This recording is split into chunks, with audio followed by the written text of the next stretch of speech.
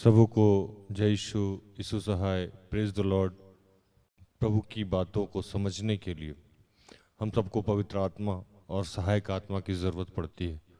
तो आइए हम उसे पुकारें कि आइए पिता, हम सबके बीच में आइए, और जो बातें आज हम सबको सिखाना समझाना चाहते हैं उसके लिए हम सबको अपनी आत्मा से भरिए प्रभु। चूँकि जो बातें आपने पवित्र आत्मा के द्वारा अपने प्रेरितों के माध्यम से लिखी है, वो बात हम सब आपकी आत्मा के बगैर ना समझ सकते हैं ना समझा सकते हैं।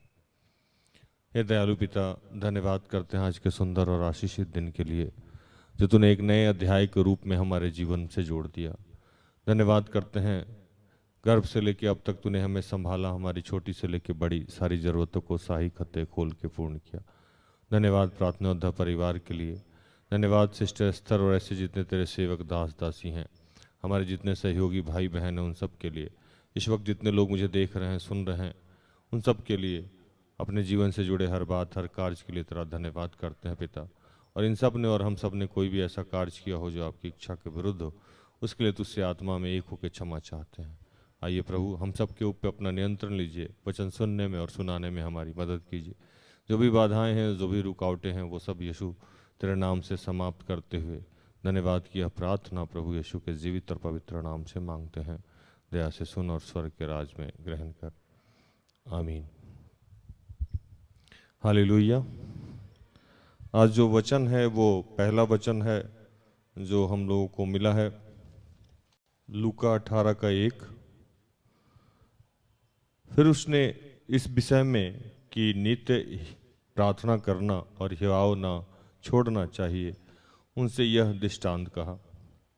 और एक वचन और है, वो शबोपदेशक 11 का 1, उपदेशक 11 का 1।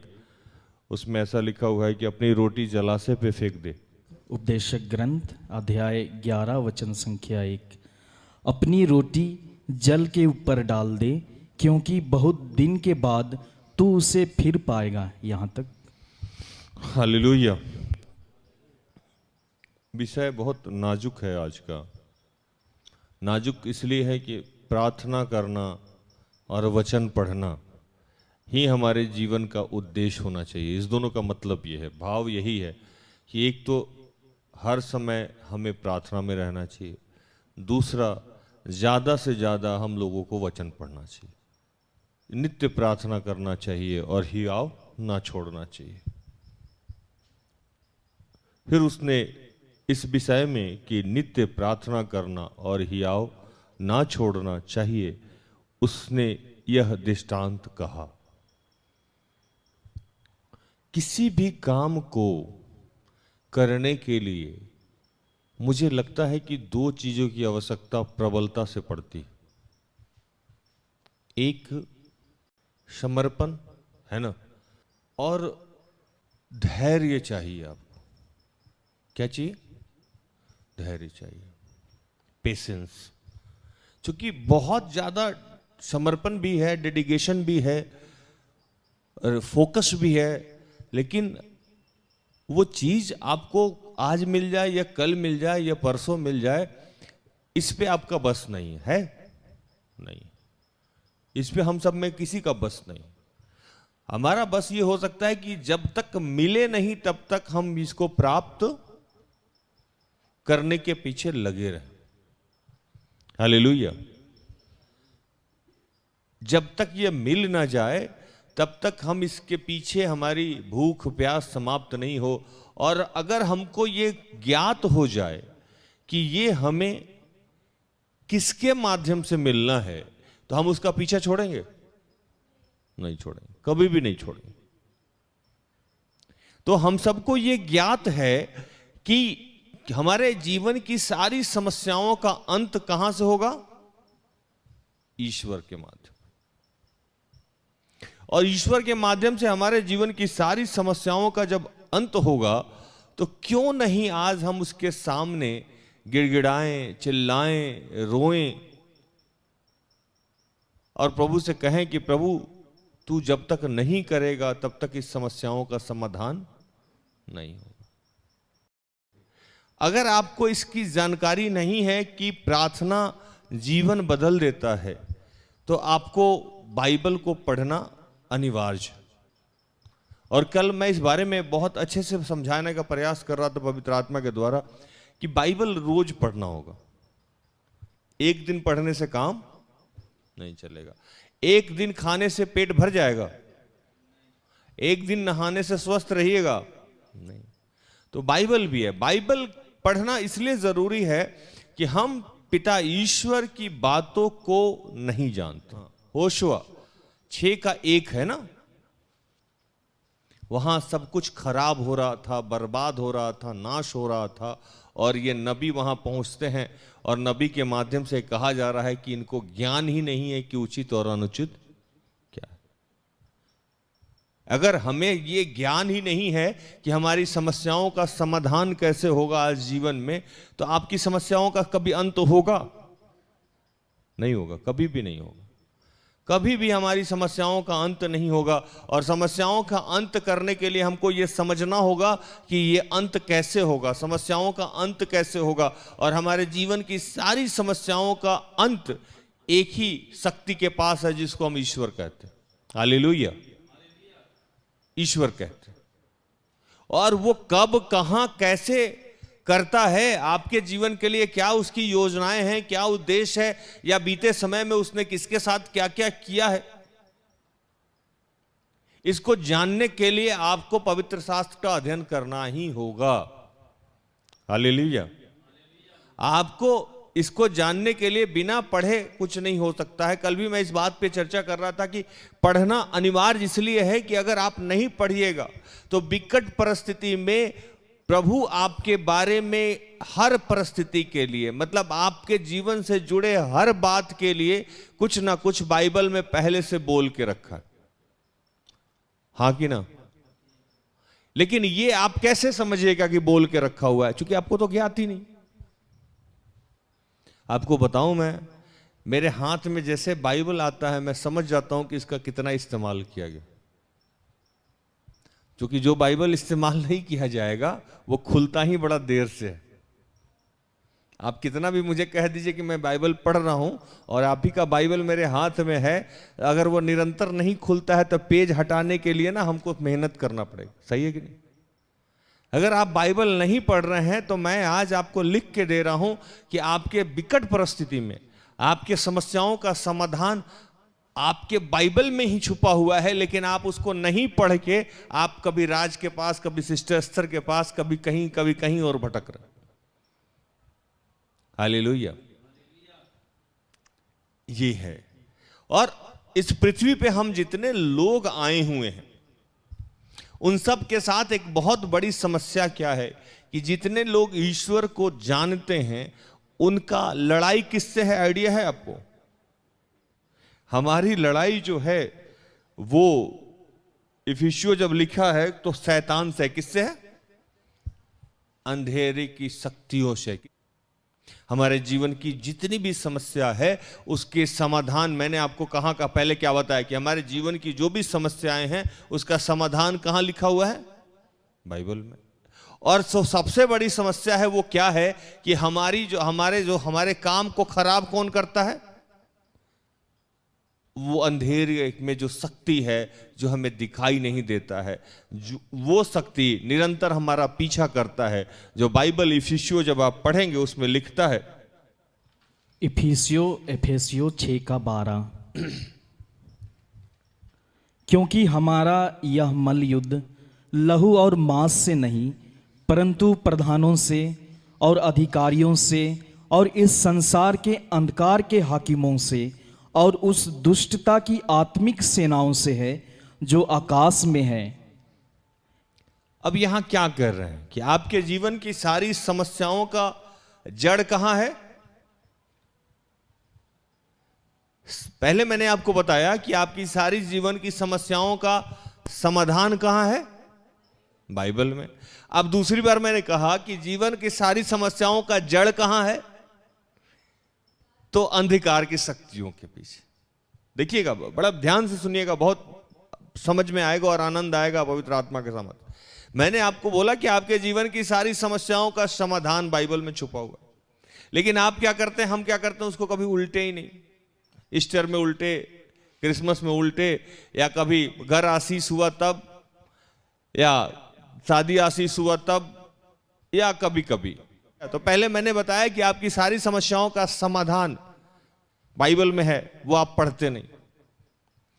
और सारे समस्याओं का जड़ जो है वो अंधेरे की जो शक्ति है उसके लिए है, और निरंतर उससे आपकी लड़ाई हो रही है, लेकिन आपको जानकारी नहीं।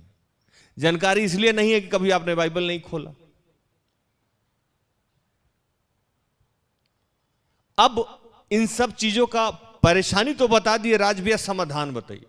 समाधान यह है कि आपको निरंतर क्या करना होगा? नित्य प्रार्थना करना होगा, और कभी हियाव ना छोड़ना होगा। हियाव नहीं छोड़ने के मतलब क्या है? कि रेगुलर प्रार्थना करना होगा और आशा नहीं छोड़ना होगा। आशा कौन सा? कि मेरा काम ये हो ही जाएगा, हालेलुया, ये काम मेरा होना ही होना है। और उसमें जब आप आगे बढ़िएगा तो उसके लिए आपको क्या करना होगा? इफिसियों के 6:13 को पढ़िएगा तो उसमें लिखा हुआ है कि इसलिए परमेश्वर के सारे हथियार बांध लो कि तुम बुरे दिन में सामना कर सको और जब सब कुछ पूरा करके स्थिर रह सको।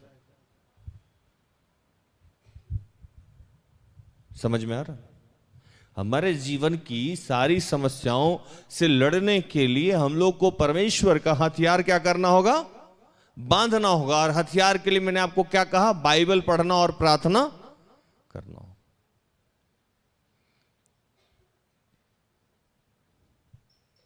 समझ में आ रहा? अब आप कहिएगा कि ये थोड़ा कठिन काम है। मैं भी जानता हूं कि प्रार्थना करना जीवन में जितना बोलना आसान होता है उतना सबसे ज्यादा कठिन होता है। क्योंकि अगर प्रार्थना करना आसान होता ना दोस्त, तो सब लोग प्रार्थना करके प्रभु से जुड़ जाता। सब लोग प्रार्थना को बहुत हल्के में लेता है, और प्रार्थना को इतने हल्के में लेता है कि लोगों को समझ में प्रार्थना ही है ना, इनका तो काम है, बोलते रहते हैं प्रार्थना करिए प्रार्थना करिए प्रार्थना करिए प्रार्थना करिए, बोलते रहते हैं। आज हमारे माँ बाप हम लोगों को जितना पढ़ाने में ध्यान देते हैं उतना प्रार्थना में ध्यान नहीं देते हैं। जितना नौकरी में ध्यान देते हैं उतना प्रार्थना में ध्यान नहीं देते हैं। जितना हमारे खाने पीने वस्त्र में ध्यान देते हैं उतने प्रार्थना में ध्यान नहीं देते। माँ बाप को लगता है, या परिवार के हमारे जो मुखिया हैं उनको लगता है कि हमारा कर्तव्य का निर्वहन हो गया। नहीं दोस्त, कर्तव्यों का आपका निर्वहन नहीं हुआ, आपकी समस्याओं का अंत नहीं हुआ। आप अपने बच्चों को पढ़ा लिखा दिए, शादी ब्याह कर दिए, आपका एक और नया कर्तव्य जुड़ जाता है कि आप निरंतर उसके लिए प्रार्थना करें। प्रार्थना आपकी सारी समस्याओं का समाधान है, लेकिन हम प्रार्थना नहीं करते। मैं हमारे यहां जो लोग जुड़ते हैं मैं उनसे कहता हूं कि 6 मंथ तक जैसा मैं कहता हूं वो करके देखिए। कितने दिन? 6 मंथ।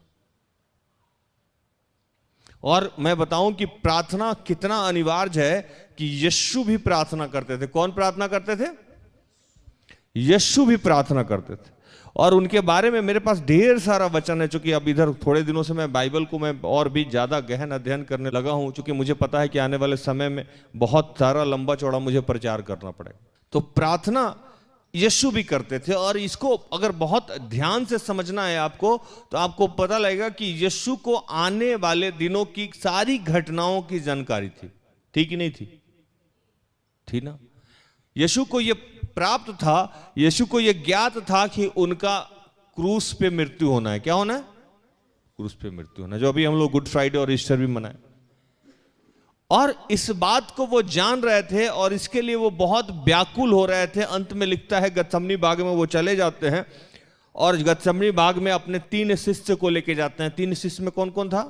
यूहन्ना, पतरस और याकूब लेके जाते हैं। और जब बाइबल को बहुत गहन अध्ययन कीजिएगा तो लिखता है कि यीशु वहां घुटनों पे, एक जगह लिखता है कि इन तीनों को छोड़ के ढेला फेंकने पर, मतलब जितना जोर से आप पत्थर फेंक सकते हैं कुछ ऐसे दूरी पे, ताकि इनको ये प्रार्थना करते हुए नहीं देख सके या नहीं सुन सके। यीशु जाते हैं और वहां घुटने पे आके, कैसे आके? घुटने पे आके प्रार्थना करते हैं। और उस प्रार्थना के बारे में अलग अलग सुसमाचार में अलग अलग तरीके से लिखा हुआ। एक जगह लिखता है कि वो ऐसी प्रार्थना कर रहे थे कि उनका पसीना निकल रहा था। और उस प्रार्थना में तीनों सुसमाचार को आप जब पढ़िएगा तो अलग अलग तरीके से लिखा हुआ है। लिखता है कि पशु रो रहे थे, गिड़गिड़ा रहे थे, चिल्ला रहे थे, कह रहे थे कि प्रभु ये प्याला हमसे टाल दो, फिर भी मेरी नहीं तेरी इच्छा पूर्ण। और यहां वो अपने शिष्यों को कह के जाते हैं कि मेरे लिए क्या करना, प्रार्थना करना।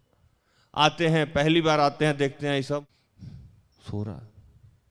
दूसरी बात आते हैं, फिर सो रहा है। फिर जाते थे, फिर प्रार्थना करते थे। वो जानते थे, उन्होंने कहा कि तुम क्या घड़ी भर भी मेरे लिए प्रार्थना नहीं कर सकते हो। आज यीशु ईश्वर यही आप लोगों से पूछते हैं कि तुम लोग क्या घड़ी भर भी, मतलब 1 घंटा, आधा घंटा, 10 मिनट भी प्रार्थना नहीं कर सकते हो। आपको आने वाली विपत्तियों से रोकेगा कौन? कोई रोकेगा? नहीं रोकेगा। रोकने के लिए अगर कोई है तो ईश्वरीय शक्ति है। इस प्रार्थना इसलिए करना अनिवार्य है कि विकट परिस्थिति में हम लोगों को सामर्थ्य मिलता है उस चीज से निकलने का। प्रार्थना से बड़े से बड़ी समस्याओं का समाधान हो जाता है, बड़े से बड़ी समस्याओं का निदान हो जाता है। आज हमारे घर में अगर हस्बैंड ऑफिस जा रहा है तो वाइफ को चाहिए कि उसके लिए प्रार्थना करे ताकि उसका दुर्घटना में मृत्यु ना हो जाए। मैं रोज इस स्तर से कहता हूं कि हम लोग घर वापस चले जाते हैं, ये प्रभु की कृपा है। मेरी गाड़ी पंचर नहीं होती है, ये प्रभु की कृपा है। हमारे बच्चे स्कूल जाके वापस आते हैं, ये ईश्वरीय कृपा है। अगर मैं अपनी बेटी के लिए प्रार्थना ना करूं तो वो क्या सही सलामत रहेगी? नहीं रहे। मेरी बेटी है, अगर वो स्वस्थ है, जीवित है, हर दुर्घटना, हर परेशानी से बच के रही है, इसका मतलब है कि ईश्वरीय कृपा है। और ईश्वरीय कृपा के लिए हमको रोज गुहारना होगा। रोज क्या करना होगा? पुकारना होगा। विलाप गीत और शोक ग्रंथ 2, 18, 19, 3, 19 और 49 और 50। आज हमारे माँ बाप, हमारे परिवार के सदस्य अगर हमारा भला चाहते हैं, आपका भला चाहते हैं, तो वो हमारे लिए पैसा जमा करने से ज्यादा हमारे लिए प्रार्थना करना चाहिए। हालेलुया। क्योंकि उनका पैसा आज नहीं तो कल क्या होगा? समाप्त हो जाएगा। लेकिन वो जो हमको प्रार्थना से सपोर्ट करेंगे वो कभी समाप्त नहीं हो सकता है और उससे हमारा भविष्य, जीवन बदल जाएगा। आज मेरी बेटी स्कूल जाती है, मैं उसके साथ जाता हूं? नहीं जाता हूं, लेकिन पवित्र आत्मा उसके साथ जाएगा, उसको हर दुर्घटना से, हर बुरी संगति से, हर बुरे लोगों से बचाएगा। इसके लिए मुझे क्या करना होगा? इसके लिए मुझे सुबह सुबह प्रभु को कहना होगा, हे दयालु पिता, मैं उन्नति को तेरे हाथों में समर्पित करता हूं। उन्नति का ध्यान रखना, उन्नति का ख्याल रखना। हालेलुया। और यही कारण है कि आज वो सही सलामत है। मैं उसके साथ कहीं जा नहीं सकता हूं क्योंकि मेरा अपना काम है, लेकिन मेरा पिता, मेरे पिता का आत्मा, मेरा यीशु उसके साथ निरंतर घूम सकता है। इसके लिए मुझे उसको ड्यूटी लगाना होगा। क्या करना होगा? ड्यूटी लगाना होगा। आपने क्या आज सुबह सुबह पवित्र आत्मा की ड्यूटी लगाई है कि मेरे पत्नी का ध्यान रखना, मेरे पति का ध्यान रखना, मेरे बच्चों का ध्यान रखना, मेरी गाड़ी का ध्यान रखना, मेरे मोबाइल का ध्यान रखना, मेरे अकाउंट्स का ध्यान रखना, मेरे शरीर का ध्यान रखना, मेरे वस्त्र का ध्यान रखना? आपने ड्यूटी नहीं लगाई है, वो कैसे काम करेगा मेरे दोस्त? उसने तो कहा है कि मांगो तो मिलेगा, खटखटाओ तो खोला जाएगा। हालेलुया। इसी ड्यूटी लगाने को साधारण भाषा में क्या कहते हैं? प्रार्थना करना। शोक ग्रंथ 2, 18, 19, उसी का 3, 49 और 50। शोक ग्रंथ विलाप गीत 2 का 18 और 19। वे प्रभु की ओर तन मन से पुकारते हैं, हे सियोन की कुमारी की शहरपना, अपने आंसू रात दिन नदी के समान बहाती रह। तनिक भी विश्राम ना ले, ना तेरी आंख की पुतली चैन ले। रात के हर पहर के आरंभ में उठकर चिल्लाया कर, प्रभु के सम्मुख अपने मन की बातों को धारा के समान उंडेल। तेरे बाल बच्चे जो हर एक सड़क के सिरे पर भूख के कारण मूर्छित हो रहे हैं, उनमें प्राण के निमित्त अपने हाथ उसकी ओर फैला। यहाँ तक 3:49 और 50। अध्याय 3 का 49 और 50। मेरी आंख से लगातार आंसू बहते रहेंगे जब तक यहोवा स्वर्ग से मेरी ओर ना देखे। यहाँ तक हालेलुया। शोक गीत और विलाप गीत के बारे में मैंने पढ़ा, जो 2:18 और 19 है।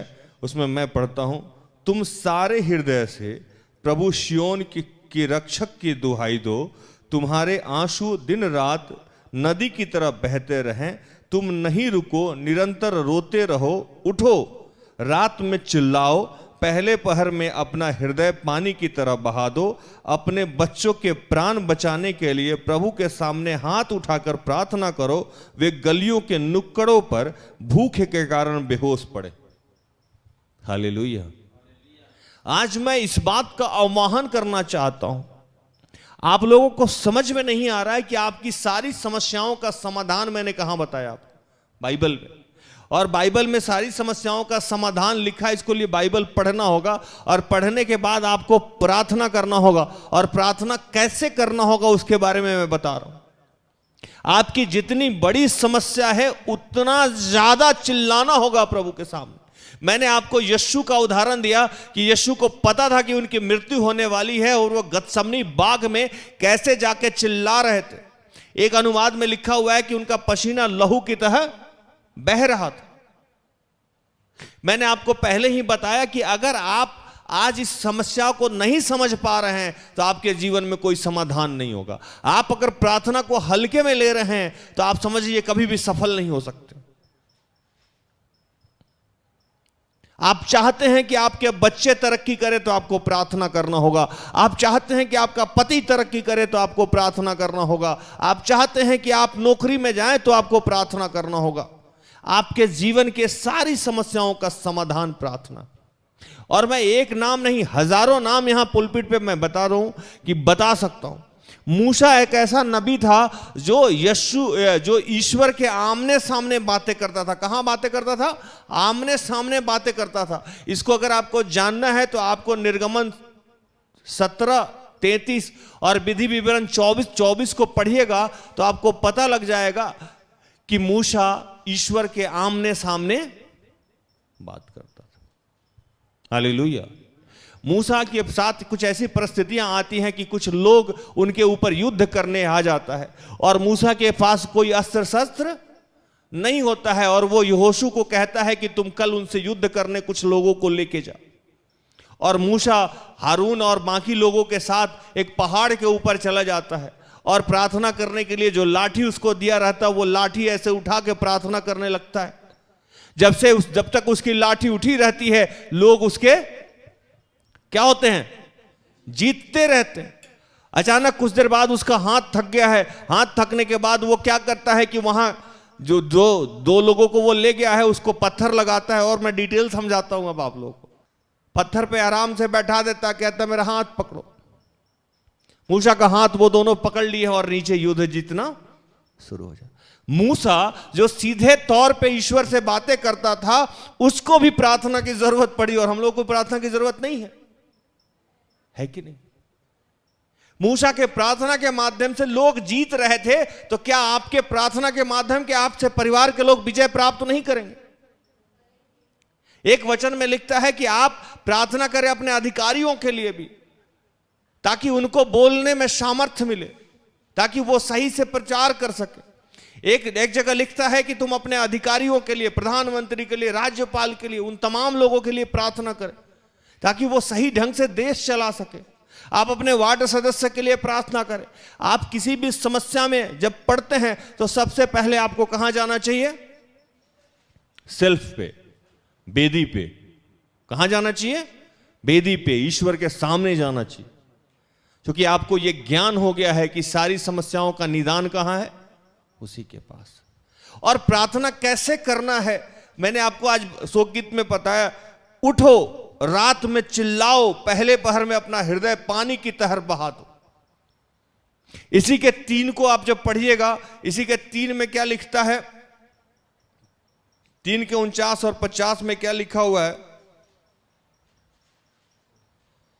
मेरी आंखें अविराम बहती रहती है, वे तब तक नहीं रुकेगी जब तक प्रभु स्वर्ग से अपनी दृष्टि नीचे की ओर ना कर दे। अविराम मतलब बिना विराम करते हुए मेरे आंख से आंसू गिरती रहेगी, तब तक गिरती रहेगी जब तक कि वो स्वर्ग से पृथ्वी पे मेरी ओर दृष्टि ना कर दे। वही तो आज का वचन है कि नित्य प्रार्थना करना चाहिए और हियाव ना छोड़ना चाहिए। उसके दृष्टांत में आप क्या आगे जाएंगे कि वहां एक महिला थी, एक विधवा महिला थी, एक कमजोर महिला थी, एक लाचार महिला थी, और वहां एक अन्यायी रहता था जो किसी पे न्याय नहीं करता था, और वो शक्तिशाली था, सामर्थ्य था। वो विधवा जानती थी कि कितना भी गंदा आदमी है लेकिन काम करने का सामर्थ्य इसी के पास। हालेलुया।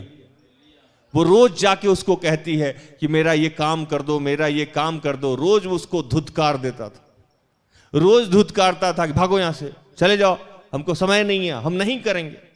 और रोज वो जाती थी। वो जानती थी कि ये जब चाहेगा मेरा काम कर देगा। एक दिन आगे बाइबल में पढ़िएगा तो लिखता है कि वो थक गया। वो बोला कि हम इतने गंदे आदमी हैं, हम किसी के काम नहीं आते, हम किसी के लिए अच्छा नहीं सोचते हैं, तब भी ये मेरे ही पास आती है। इससे पिंड छुड़ाना होगा, इससे पीछा छुड़ाना होगा, इसलिए इसका काम जाके कर दे।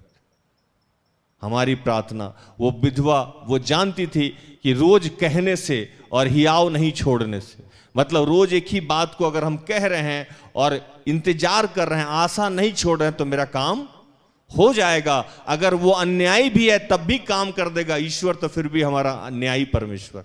हालेलुया। और प्रार्थना आपकी जितनी बड़ा आपको चाहिए, प्रभु कहा कि आपको जितना मुंह खोलिएगा उतना क्या करेंगे, भर देंगे। मैंने मूसा के बारे में आपको बताया कि मूसा युद्ध जीतते रहे। कैसे जीतते रहे मैंने आपको बताया। हिजकिय्याह के बारे में तो आप लोगों को याद ही होगा। हाँ, कौन थे? राजा थे। क्या हुआ था उनके साथ?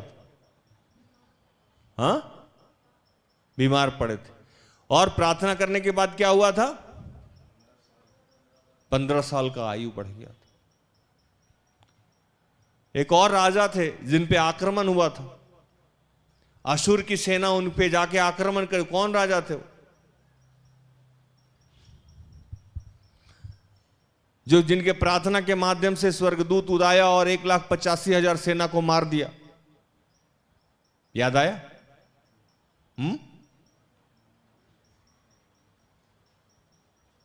ऐसी बहुत सारी बातें बाइबल में लिखी हुई है। मैं आज एक छोटी सी बात बताना चाह रहा हूं कि आपके सारे समस्याओं का समाधान कहां है? बाइबल में। मैंने शुरू में आपको कहा। और आपकी समस्याओं का अंत भी आप ही के हाथ में है। जड़ भी आप ही के पास है। जड़ मैंने आपको बताया कि आपके सारी समस्याओं का जड़ आपके इर्द गिर्द है। जो दुष्टता की ताकत है उसको आप ऐसे नहीं हरा सकते हैं, बल बुद्धि ज्ञान से नहीं हरा सकते। उसको कैसे हराएंगे? प्रार्थना से और वचन पढ़ने से। लेकिन हम लोग ये काम छोड़ के बाकी सारा काम कर रहे हैं। प्रार्थना करने का मैंने तरीका आपको बताया कि आपको प्रभु के सामने रोना है, गिड़गिड़ाना है, चिल्लाना है, आंसू बहाना। ये किसी और को देखने के लिए नहीं, प्रभु को देखने के लिए। प्रभु हमारा भाई शराब नहीं छोड़ रहा है। मैं लिख के देता हूं, आप 6 महीना तक प्रभु के पास गिड़गिड़ाइए, रोइए। आज नहीं तो कल प्रभु शराब भाई आपका शराब छोड़ दे। मैंने इस बात को अपने जीवन में देखा है। हम लोग जब भी बहुत विकट परिस्थिति में होते हैं, हमारे प्रार्थना का समय पड़ जाता है। इसीलिए प्रभु हमको अंधेरी घाटी से होके क्या करता है? गुजरने देता है। क्योंकि हम अंधेरी घाटी में क्या होते हैं? ईश्वर से करीब हो जाते हैं। ईश्वर से करीब होने के लिए क्या करते हैं? हमको उनके साथ बैठना पड़ता है। इसीलिए हमारे जितने सेवक भाई बहन हैं, उनके जीवन में जल्दी से प्रभु काम नहीं करता। वो जानता है कि फटाफट काम करेंगे तो ये मेरे साथ जुड़ेंगे नहीं। इसीलिए वो हमको अंधेरी घाटी से होकर गुजरने देता है। हमारे जीवन में समस्याओं को बढ़ने देता है, आने देता है, ताकि हम उससे जुड़ें। हालेलुया। हम जुड़े उससे। मैंने आपको बताया कि आप यीशु से ज्यादा शक्तिशाली नहीं हो सकते। लेकिन बाइबल को अगर आप ध्यान से पढ़िएगा तो यीशु भी जगह जगह प्रार्थना करते थे। एक जगह बाइबल में लिखा है कि तुम जागते रहो और प्रार्थना करते रहो क्योंकि तुम किसी विपत्ति में ना पड़ो। ये 3-4 बार लिखा हुआ है बाइबल। अगर आप चाहते हैं कि आपके जीवन में कोई समस्या ना आए तो आपको प्रार्थना करना होगा और वचन पढ़ना होगा। कुछ लोग कहता है कि क्या प्रार्थना करेंगे और वचन पढ़ेंगे तो समस्या नहीं आएगी। नहीं आएगी, अगर आएगी भी तो प्रभु आपको निकाल दे। क्योंकि धर्मी अगर 7 बार भी गिरे तब भी उठ के खड़ा हो जाएगा, लेकिन अधर्मी गिर के उठता नहीं। प्रार्थना से एक और फायदा होता है, प्रार्थना हमें यह सामर्थ्य देती है कि विकट परिस्थिति में हम उस चीज को झेल जाए।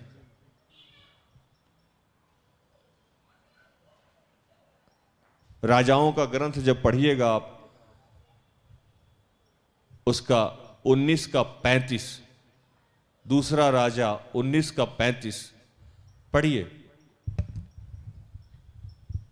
मैं जगह जगह से आपको बता रहा हूं कि आप इतनी बार इस चीज की चर्चा है कि जब मैं आज थोड़ा सा देखने गया तो मुझे लगा कि इसका तो मैं पूरा दिन में पढ़ता रह जाऊं तो सिर्फ प्रार्थना के बारे ही बाइबल में पुराने नियम और नए नियम में लिखा हुआ। दूसरा राजा 19:35, जिस राजा का नाम ढूंढ रहे थे वो राजा मिल जाएगा आप लोग को। दूसरा राजा 19:35।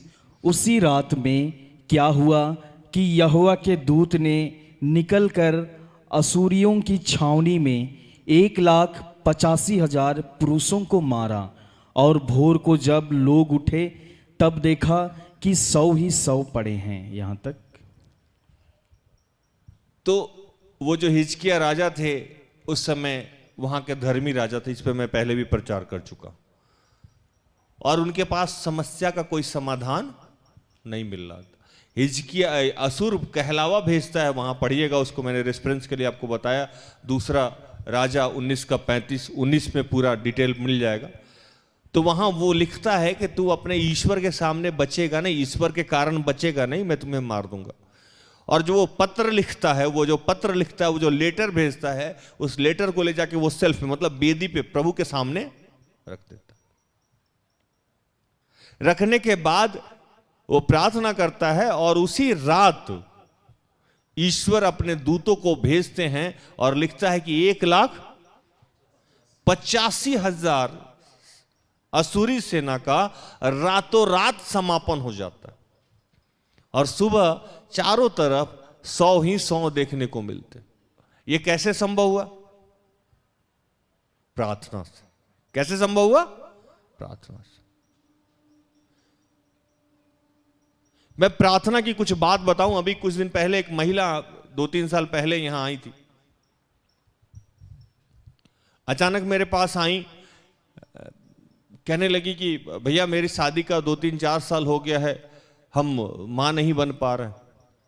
मैंने उनसे बात करी, मैं भी था, मेरी अगुआ भी थी, मैंने उनसे बात करी, और वो हम लोग का जो अपना कार्यक्रम होता है कि हम लोग किसी को तैयारी कराते हैं, ज्योतिष भाई के माध्यम से तैयारी कराया गया, वो क्षमा मांगी प्रभु से।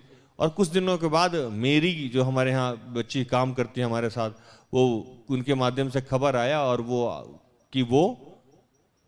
मां बन गई। मैं इस बात को भूल गया, क्योंकि मेरे साथ समस्या है कि लोग आते हैं चले जाते हैं, मैं भूल जाता हूं। जो बहुत रेगुलर लोग हैं वही याद रह जाते। कुछ दिनों के बाद ये काम, मतलब आपको मैं बताऊं कि 2-3 साल पहले की बात है। ये जब पहला लॉकडाउन हुआ था उस समय हम लोग अशोकनगर से जब बैठते थे तो वहां की बात। उसके बाद क्या हुआ कि वो बहन फिर अभी 1-1.5-2 महीना पहले या सर्दी के समय में रोती हुई आई। सिस्टर एस्टर बोली हमको कि आप पहचान रहे उनको? मुझे ध्यान ही नहीं आ रहा था। गोद में एक बच्चा लिए हुए आ रही हैं, रो रही हैं। मैंने कहा क्या हुआ? उनके साथ उनके ससुर जी भी थे। क्या हुआ? तो भैया मेरे से गलती हो गई है, मुझे क्षमा कर दीजिए। मैंने कहा कौन सी गलती हो गई है? तो आप मुझे बच्चा नहीं हो रहा था, आपने कह दिया था तो बच्चा हो गया था। मैंने कहा इसमें गलती थोड़ी है। तो नहीं, उसके बाद मैं आपसे मिलने नहीं आया। कि कोई बात नहीं, हमारे यहाँ लोग ऐसा ही करता है, काम हो गया बात खत्म। अब वो महिला आई, मैंने कहा अब क्या समस्या है, अभी आप क्यों रो रही हैं, क्यों परेशान हो रही हैं? तो कहती हैं कि बेटे को कैंसर हो गया है और वो चल नहीं पा रहा है, 1.5-2 साल का बच्चा, और बच्चा गोद में ली हुई है। कोई बोन कैंसर या कुछ बता रही थी कि उनके कमर के पास हो गया है, डॉक्टर रिजेक्ट कर दिया है, ये चल नहीं पा रहा है। तो मैंने कहा मैं क्या करूं? तो वो कहती हैं कि आप एक बार बस कह दीजिए ये ठीक हो जाएगा। मेरा ना पूरा का पूरा रोआ हुआ सब खड़ा हो गया। मैंने कहा प्रभु, मैं तो इतना बड़ा नकारा आदमी हूं, मेरे पर ये महिला ऐसे कह रही है। वो कह रही है कि पहले लास्ट टाइम आपने कहा था बच्चा हो गया, इस बार आप कह दीजिए तो ये चंगा हो जाएगा। मैंने कहा डॉक्टर क्या कह रहा है? तो डॉक्टर रिजेक्ट कर दिया है और कह रहा है कि भलोर चाहिए। मैंने प्रार्थना किया और अपनी अगुआ की तरफ देखा। मैं अगुआ से जानना चाह रहा था कि वो क्या कह रही है। वो भी गर्दन सीधे में हिलाई और मैंने उस बच्चे के सर पे हाथ रखा, क्योंकि वो महिला इतनी तरस के साथ मेरे साथ देख रही थी और उसका जिद था कि नहीं आप ही कहिए। मैं आपको बताऊं कि आज से 3 दिन पहले वो फिर पहुंची मेरे पास। मैंने कहा अब क्या हुआ? तो भैया ये बच्चा ठीक हो गया, इसका कैंसर भी ठीक हो गया। प्रभु को धन्यवाद देने आए। हालेलुया। प्रार्थना में ये सामर्थ है। हमारे यहां हमारे बच्चे पिछले 1 साल से सेल्फ पे बेदी में प्रार्थना कर रहे हैं, लगातार प्रार्थना कर रहे हैं। और मैं इन दिनों देख रहा हूं कि यूट्यूब के माध्यम से जितने चमत्कार ऐसे नहीं होते थे वैसे यूट्यूब में चमत्कार होते हैं। हम लोग प्रार्थना करते समय बोलते हैं कि प्रभु बता रहा है ये हो रहा है, और लोग लिखता है कि भैया हो गया। हालेलुया। लोग बताता है कि ये हो गया। मैं किसी से मिलता हूं और मैं कहता हूं कि प्रभु बता रहा है कि आप मां बनने वाली हैं, दूसरे दिन वो खबर लिख के लाता है कि भैया हो गया, मां बन गई। प्रार्थना चमत्कार करता है। प्रार्थना के माध्यम से आज भी चमत्कार होते हैं। मैं ये चीज बताना चाह रहा हूं कि पहले जो रक्तस्राव स्त्री ठीक होते थे, नहीं, आज उससे ज्यादा लोग चंगा होते, और उसके लिए कहीं और जाने की जरूरत नहीं है। आप जैसा विश्वास कर रहे हैं, आप जैसी प्रार्थना कर रहे हैं, आप जिस लेवल का चिल्ला रहे हैं, उसी लेवल का आपके जीवन में काम हो रहा है। यहां बहुत सारे बच्चे हैं जो अभी नौकरी ज्वाइन कर लिए हुए हैं, जिनके साथ हम लोग धन्यवादी प्रार्थना को टेलीकास्ट करने वाले। उनके बारे में आज से 6 महीना पहले, साल भर पहले बताया गया था कि आपके साथ ऐसा होने वाला है, और उनके जीवन में ये हो रहा है। ये सब कैसे संभव हो रहा है अचानक से प्रार्थना योद्धा में? नाम हमारा क्या है? प्रार्थना योद्धा। हम किस चीज के योद्धा हैं?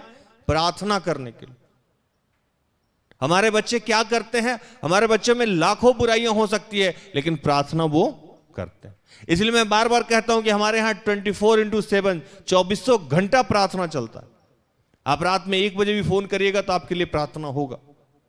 आपके जीवन में आज चाहे जो भी समस्या है, उस सब का समाधान कहां है? प्रार्थना। पहला राजा 18 को जब आप पढ़िएगा तो उसमें एलिया नबी क्या करते हैं? बहुत पॉपुलर कहानी है ना, काफी सालों से अकाल पड़ी हुई थी। पहला राजा 18 का पूरा कहानी पढ़िएगा, लास्ट में जब पढ़िएगा तो आपको लिखा है कि एलिया नबी पहाड़ पे जाते हैं और पहले ही कह देते हैं कि खा पी ले, तैयार हो जा, बहुत बड़ी बारिश, बहुत ज्यादा बारिश होने वाली। ये पहले बोलते हैं और फिर कहां चले जाते हैं? पहाड़ पे। हम लोग के माध्यम से भी प्रभु पहले बुलवाता है और फिर कहता है कि जाओ अब प्रार्थना करो, तुम्हारे माध्यम से मैंने जो बोल दिया है उसको पूरा कर दूंगा, क्योंकि मैंने लिखा है आमोस में कि मैं अपने दास और भविष्यवक्ता पे बिना प्रकट किए कुछ भी नहीं करता। मैं आप सिंपल सी बात बता रहा हूं, एलिया नबी वहां कितने बरसों से अकाल पड़ा था और वो वहां जाते हैं, प्रार्थना करते हैं। उनका शिष्य बार बार आकर उनको झुठलाता है, ना ना नहीं हुआ ना। और इस कर्म को बाइबल में लिखा हुआ है तकरीबन 7 बार, है ना? 7 बार यह घटना घटती है। 7 बार एलिया नबी का खबर भेजवाते हैं और 7वें बार वो कहता है कि एक छोटा सा बादल का टुकड़ा दिखा। वो क्या कर रहे थे? वहां नित्य प्रार्थना कर रहे थे और हियाव आशा नहीं छोड़ रहे थे।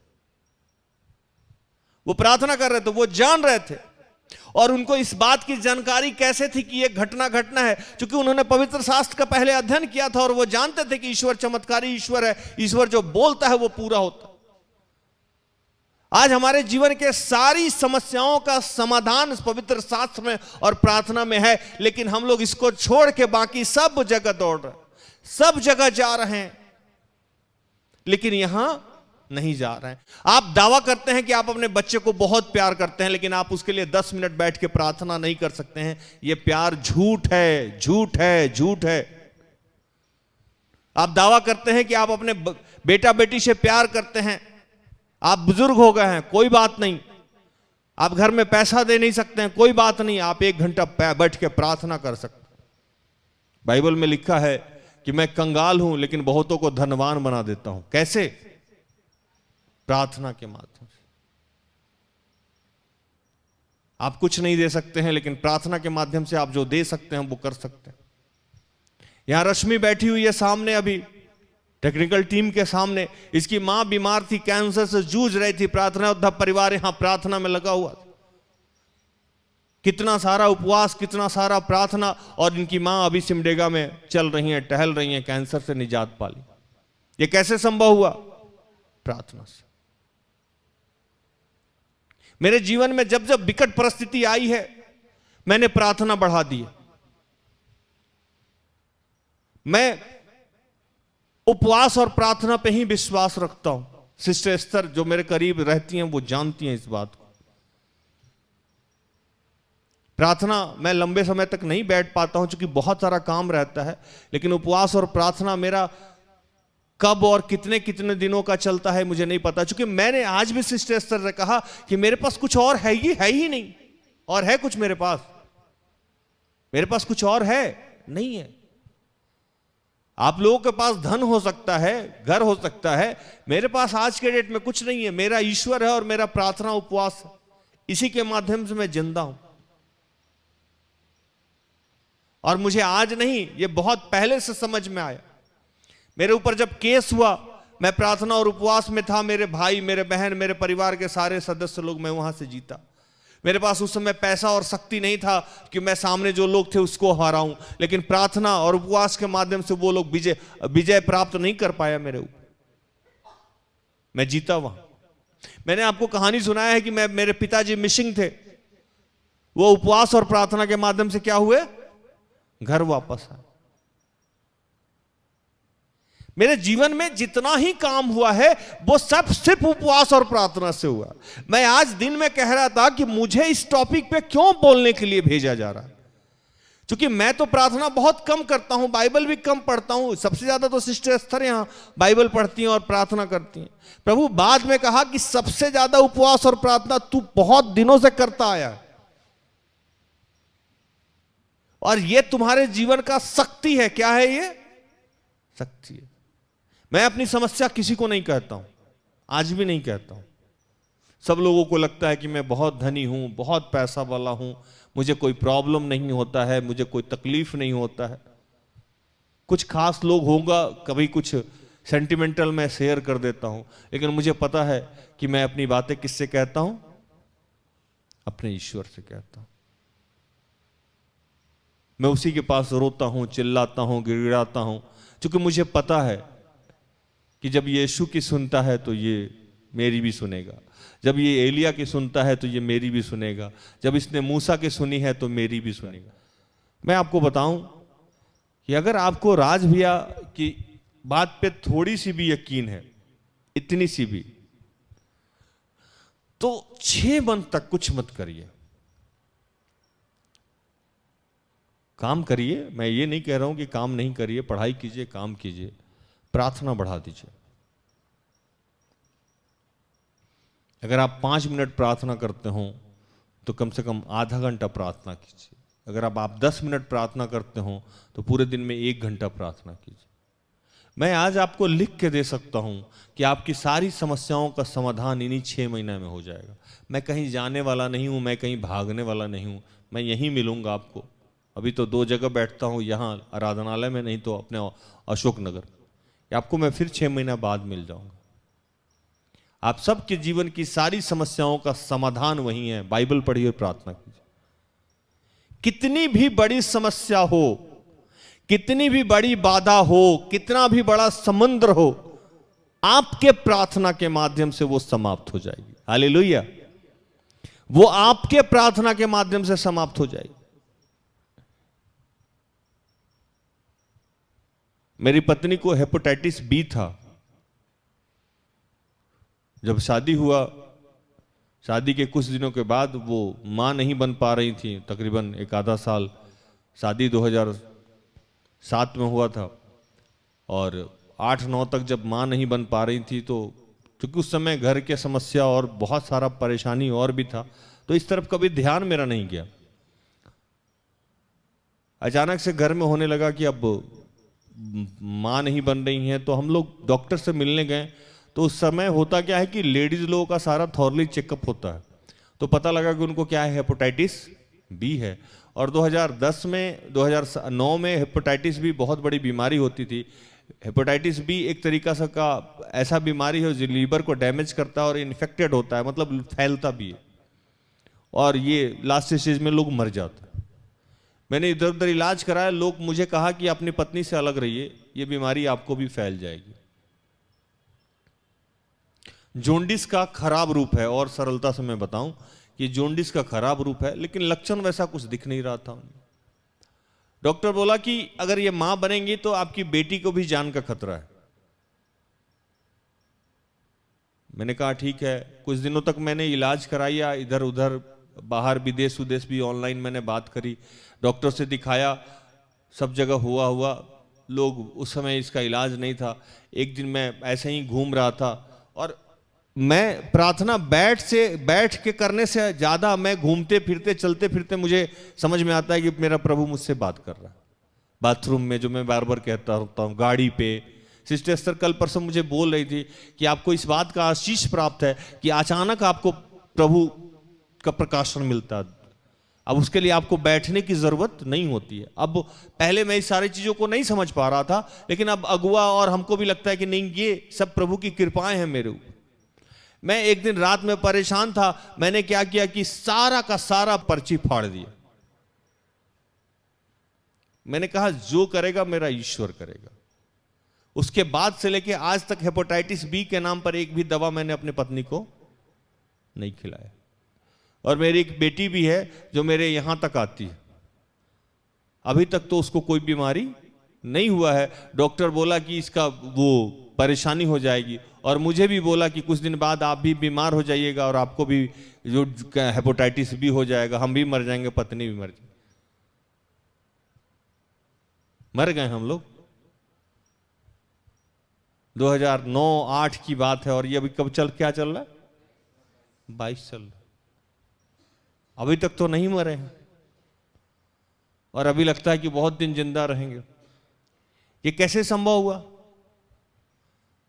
प्रार्थना के माध्यम से। हियाव नहीं छोड़ना, आशा नहीं छोड़ना, नित्य प्रार्थना करना और आशा नहीं छोड़ना। और इसकी जानकारी मुझे कैसे थी? पवित्र शास्त्र के माध्यम से। मेरे जीवन में ऐसी ऐसी घटनाएं लाखों घटी है, एक दो नहीं, लाखों घटनाएं ऐसी घटती रहती है, आज भी घटती रहती है। रोज कुछ ना कुछ घटता रहता है। अब तो मैं अपने आप को भी देख के डर जाता हूं कभी कभी कि प्रभु ये कैसे होता है।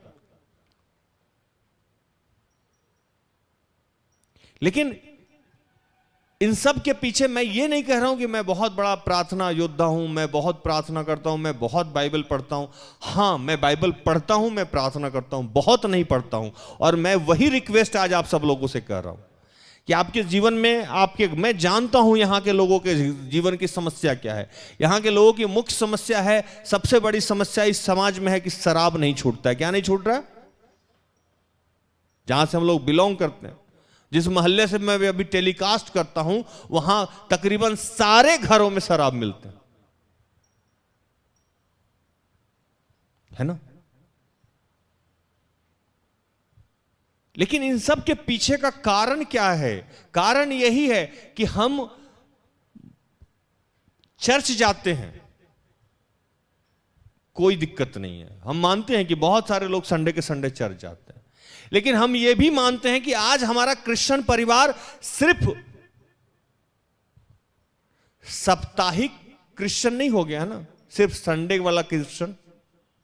संडे को चर्च गए और बाकी सारा दिन अपना काम किया। ये तो मैंने शुरू में ही कहा कि धन्य हो कि लॉकडाउन हुआ, बहुत सारा घर में प्रार्थना आराधना बढ़ गया। आज विशेष बात इसी पे करना है आप लोगों के जीवन की जो भी समस्या है। शादी नहीं हो रही है, बच्चे नहीं हो रहे हैं, आर्थिक तंगी नहीं जा रहा है, ये सब के पीछे का कारण यही है कि आप प्रभु के पास गिड़गिड़ा नहीं रहे। आपकी बीमारी नहीं जा रही, आप प्रभु के पास गिड़गिड़ा नहीं। मैं लिख के दे सकता हूं, आप गिड़गिड़ाएं, आप रोएं। इसलिए मैंने बहुत सारा वचन नहीं बताया आपको, मैंने वही वचन बताया। आज आपको शोक ग्रंथ बताया, शोक ग्रंथ विलाप गीत के बारे में मैंने आपको बताया कि आप रोइए, गिड़गिड़ाइए, प्रभु के पास चिल्लाइए।